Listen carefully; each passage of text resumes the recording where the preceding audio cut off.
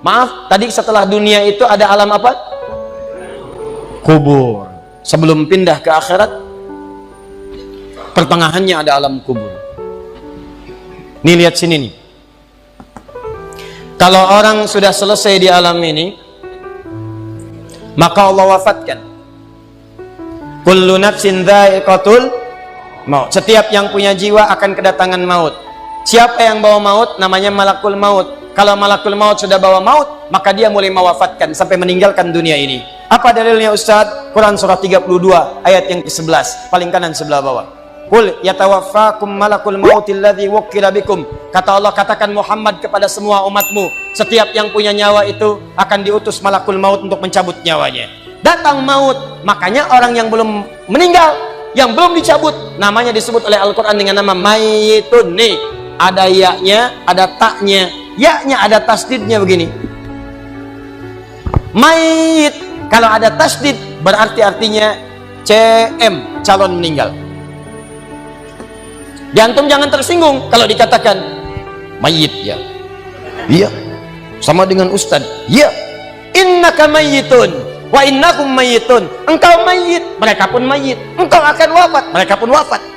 Cuman Allah membedakan waktu-waktu wafatnya. Barangkali tidak sama semuanya. Bisa antum duluan, saya belakangan, mungkin.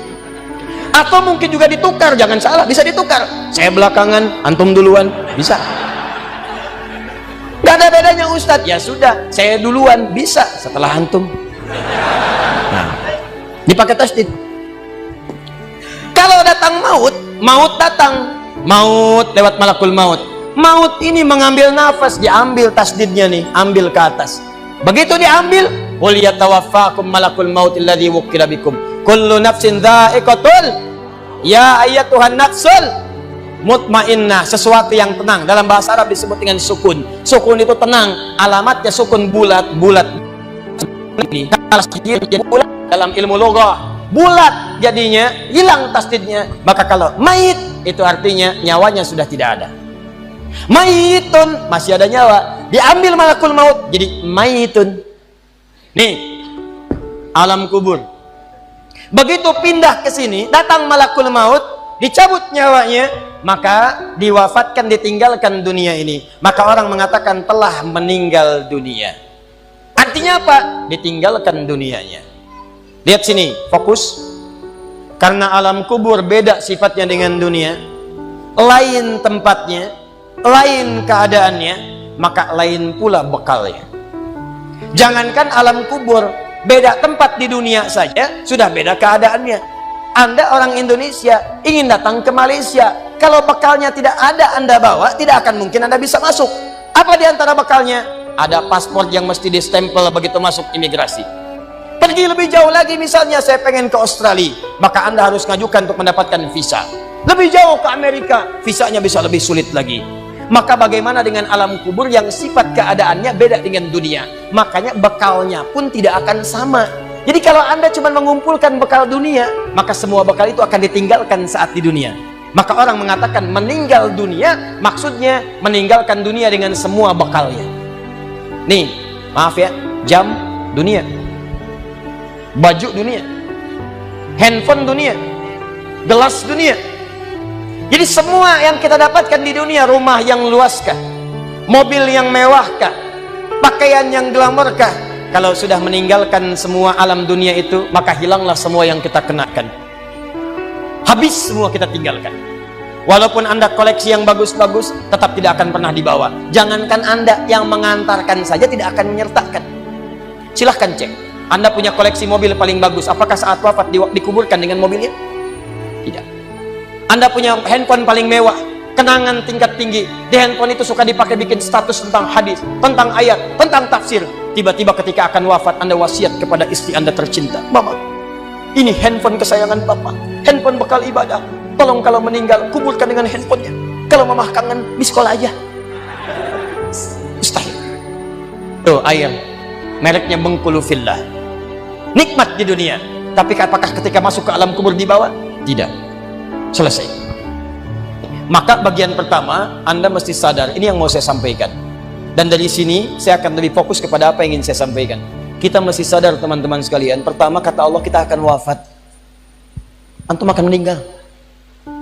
Wafat. Wafat. Wafat. Wafat. Jadi antum kalau melihat di cermin tuh, ngaca dulu, ngaca, tunjuk wajah antum, wafat. Kamu akan wafat.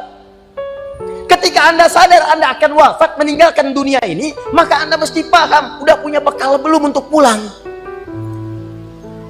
Udah punya persiapan belum? Jangan-jangan Anda sibuk menyalakan rumah dunia Anda. Begitu padam listriknya, sibuk telepon PLN, telepon ini, telepon itu. Masuk ke alam kubur nggak ada cahaya, mau PLN mana yang dihubungi? PLN yang datang malaikat mungkar. Man rabbuka? Siapa Tuhanmu? Siapa nabimu? Apa kitabmu? PLN. Gelap, gelap, dan gelap. Karena itu orang-orang yang tidak siap dengan kehidupan berikutnya, maka mohon maaf, dia akan merasa ketakutan ketika meninggalkan dunia ini. Bahkan ada yang saking takutnya, malaikat langsung bergerak untuk memaksa dia cepat meninggalkan tubuh dunianya. Muncul Quran surah ke-8 ayat ke-50. Kata malaikat, akhriju anfusakum. Kamu ini susah banget pulangnya, maka dipukulin oleh malaikat. Pukul, pukul, pukul, pukul. Teman-teman, karena alam kubur itu bekalnya bukan bekal dunia, maka Anda tidak akan pernah bisa membawa cahaya dunia ke alam kubur. Maka saya ajak Anda pada malam hari ini, coba ayo kita berubah. Tolong pikir baik-baik, tidak akan ada yang abadi. Dan besok pun belum tentu hidup. Demi Allah saya katakan, Allah bisa mewafatkan kita pada malam hari ini. Saya cuma mau tanya sebentar aja renungkan. Tolong tanya pertanyaan saya ini, tanyakan pada diri Anda sebelum tidur. Kalau Allah wafatkan Anda pada malam ini, sudah siapkan Anda dengan bekal pulang Anda kepada Allah? Karena itu hukum mengatakan, orang yang tidak punya bekal, maka dia tidak siap untuk mudik. Tuh lihat Ramadan tuh. Ntar sebentar lagi, tersisa tinggal 2-3 bulan ke depan, datang bulan Ramadan. Begitu di ujung Ramadan, orang semua siap-siap mudik. Demi Allah saya katakan, saya pernah mengadakan survei kecil-kecilan. Saya tanyakan pada sementara orang yang tidak mudik, saya tanya kenapa nggak mudik? Ustadz, nggak ada bekal. Dunia saja tidak punya bekal, malu mudik. Tidak punya bekal, susah mudik. Tapi yang punya bekal, oh dia nyari sebanyak-banyaknya. Begitu sebelum berangkat, tiba waktunya raya, dia siapkan. Bahkan ada yang kemudian mencari motor terbaik. Motornya Honda bebek, bekalnya singa. Motornya bebek, bekalnya singa. Karena bekalnya lebih banyak dibandingkan dengan sifat kendaraannya. Kendaraan kecil, motornya modifikasi. Tambah lagi pelepah pisang. Tambah lagi dus 1. Tambah belakang yang lain lagi. Numpuk semua di belakangnya. Dituliskan kemudian tulisan, aku pulang sayang, jemput ya. Masya Allah. Luar biasa. Kenapa? Karena tahu dia punya bekal untuk pulang. Dan yang dikunjungi pun dihubungi terlebih dahulu. Aku mau pulang. Maka yang di sana menyiapkan segala perlengkapan untuk menyambut yang pulang. Silahkan cek. Begitu tahu akan ada yang pulang mudik, maka rumah dicet. Makanan diada-adakan. Semua dimunculkan. Bahkan yang tidak ada pun menjadi ada. Coba setahun sekali, luarnya kongwan, dalamnya rangginang. Idul Fitri. Anda pun begitu. Jadi kalau dunia saja punya sifat mudik, maka akhirat pun demikian. Orang-orang yang punya petanya cuma dunia saja, maka selesai hidupnya di sini. Kata Allah, nih saya berikan gambaran. Yang visinya cuma sampai sini, maka saya berikan semua kenikmatan dunianya seperti yang dia inginkan. Tapi begitu selesai ini, ditenggelamkan di alam kubur sampai kedalaman yang paling dalam. Turun ancaman. Allah tidak menginginkan semua manusia larut di sini. Tapi kata Allah, saya tidak maksa. Nih saya berikan gambaran kepada Anda. Kata Allah, turun surah Al-Humazah. Wailul likulli humazatin alladzi jama'a malahu yahsabu anna malahu akhlada. Kata Allah, hei yang terlampau sibuk dengan dunia. Suaminya sibuk cari harta, hitung lagi, hitung lagi, hitung lagi.